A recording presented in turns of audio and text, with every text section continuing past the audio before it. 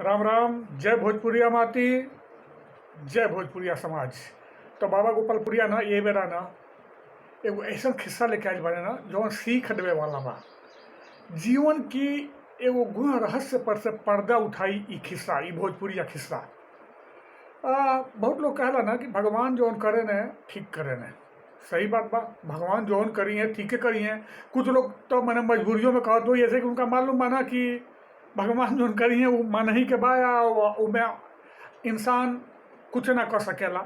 लेकिन जे सही में सरल हृदय बा, भगवान के एक तरह से कहली कि जानता समझता प्रकृति के, वो दिल से मानला कि भगवान जो करे ने वो अच्छा करे ने। और ये चीज़ ना कुछ लोग के विश्वास के, भगवान में जो विश्वास बा, दृढ़ विश्वास ओके मजबूती प्रदान करेला।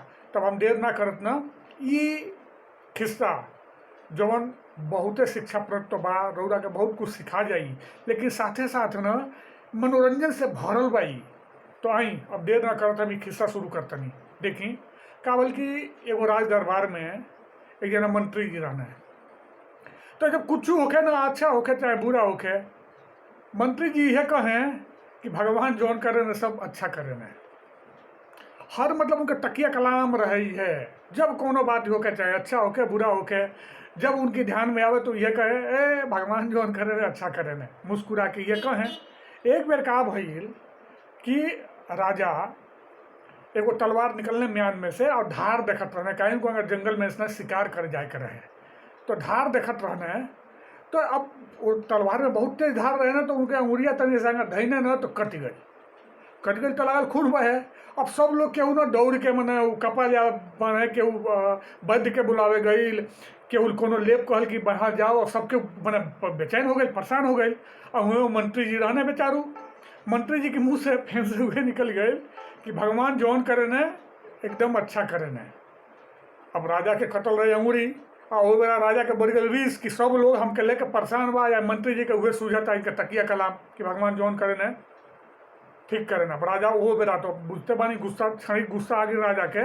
और तू कहे कि मंत्री जी और रउआ हमार बहुत सेवा कैले बानी, तो हम रउआ कोनो दंड ना दे, लेकिन यही बेरा रउआ हमार राज छोड़ के निकल जाई।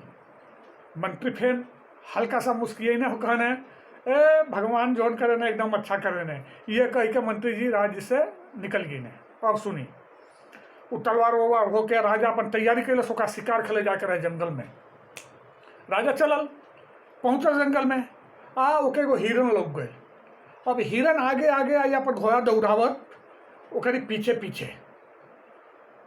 अब बुझी कि वो हिरन के मारे के चक्कर में ना जंगल में बहुते अंदर निकल गए। और ओकर जो घोड़ा रहे, राजा के घोड़ा एकदम तेज। बाकी सैनिक ना कहीं ना उन्हें छिटरा गए ना, कुछ पीछे छूट गए ना, कुछ राजा के संगे केहू नहीं। राजा अकेले जब एकदम घना जंगल में बीचे में गई ने, तो वहाँ वो दिन आदिवासी कुल के कोनो पूजा रहे। आ वो कुल के ना जौन वन देवी रही, वो कुल के कोनो इंसाने के बोली चाह रहे। अरे देखना बोली देखा देवी माई तो खुदे भेज दिली है वो मनई के, आओ देखने कुल लगता। अब जंगली मतलब आदिवासी फटाक दे राजा के धल है ना हकुल। अब राजा अकेले आ 50 गोले आदिवासी राजा करें तो क्या करें, लेके गई ना हकुल। और राजा के नहा धो के एकदम तैयार कई कुल। राजा तो बुझ गए ना कि अभी हमार बलि दिए कुल, ओकरी बाती से इनका लागल। तो कहले जाला ना कि अब कि बलि की पहले खूब उनके छानन फानन भइल, खूब नहवावल धोवल, खूब इत संत संपू जौन भी कुल के मिलल हुआ जंगल में, जंगली प्रयोग कई ना कुल, इनका टिकौना को फना के एकदम सजा दे ना कुल। ओके बात सुनी, वो बेरा का भइल कि फिर न जौन आदिवासी रहने कुल वनवासी, वो कुल के गुरु जी ने कहे कि वो गुरु जी के ना वो इंसान के पूरा चेक करे के रहे। और देखी कहल जाला ना कि अपंग या मतलब जहाँ कटल पिटल होके, तो ओके ई मान लेल जाला ना कि एमे बुराई आ गई बा, तो ओके बलि ना दहल जाला, ऐसा प्रथा रहे पहले। तो देखना ना जब वो मने कि वो जब पुरोहित जो है आदिवासी के वनवासी लोगन के, वो जब देखने ना तारे क्या देखे कि राजा के वो देखना पट्टी बांधल बा, एगो उंगली कटल बा, कहने ना ना ना ना ई पूर्ण नहीं खे, पूर्ण बा आदमी भाई, एके हमन जान बलि नहीं दे पाइब के। अब क्या कर लोग, अब वनवासी ना दूसरे मनई की तलाश में निकल गई ना कुल, राजा के छोड़ देना कुल। राजा कोनो का घोड़ा पर बैठ के घरे आई न बेचारू आ घरे आवते मैंने राज में आवते पहले काम क्या कहना है सजीकन के दौरान कहना कुल जल्दी आके है अब मंत्री जी के ढूंढ के ले आओ कुल भाई मंत्री जी कहाँ गए मैंने कहीं होके उनके ले ही के बाद मंत्री जी वैसे कहीं गई नहीं रहे उनका मालूम रहे कि राजा के जवन गुस्सा बा क्षणिक बा अब बोलेबे करी हैं मंत्री जी ना राज दरबार में राजा क्षमा याचना कहने कि अच्छा मंत्री जी एगो बात बताई हमार अंगुरी कटल तो रउरा कहनी कि भगवान जौन करे अच्छा करे वो तो हम देख ले बानी वो तो हम बिल्कुल देख लेनी अगर अंगुरी हमार कटल नहीं रही तो आज हमार तो घर ही कट जाए तो हमार जान बचल है महाराज। लेकिन अच्छा एगो चीज़ बताई जब हम रउरा के राज से निकलनी तो रउरा कहे कहनी कि भगवान जौन करे अच्छा करे न निम्मन करे न मंत्री कहने कि महाराज देखी रउरा जंगल में शिकार कर गई लनी है अब हम मंत्री हैं तो हम रउरी संगे जैती कि नहीं तो नहीं तो रउरा तो हरदम हम संगे रहनी रउरा जाही के पड़ी तो बताई हम जन दोनों जने हम सेना भले पीछे छूट जाओ हम मंत्री भेले के नाते हमार पूरा जिम्मेदारी बा राजा के रक्षा करी हम और हमरो घोड़ा उतने तेज जितना तेज और घोड़ा बा हम रउरी संगे संगे रहती।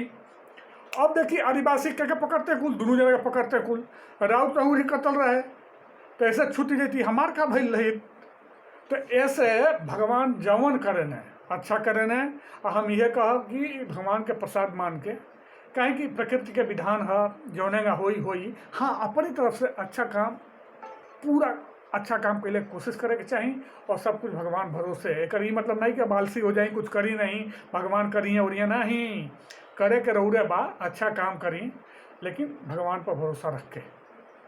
नमस्कार जय भोजपुरिया माटी। हाँ फैन से ये कहब बताई ना ये वीडियो कैसा लगा था रउरा ये खिस्सा कहानी ये बात विचार रउरी भाषा में वैसे सब भाषा का सम्मान बा लेकिन अपनी माई भाषा भोजपुरी पर अभिमान बा यही के साथ हम अपनी वाणी के विराम देता नहीं। अगर अच्छा लगे तो शेयर करी कमेंट करी घर परिवार हित नाथ सबके सुनाई महाराज शेयर करी तो जय जय शुभ संध्या जय माँ भारती।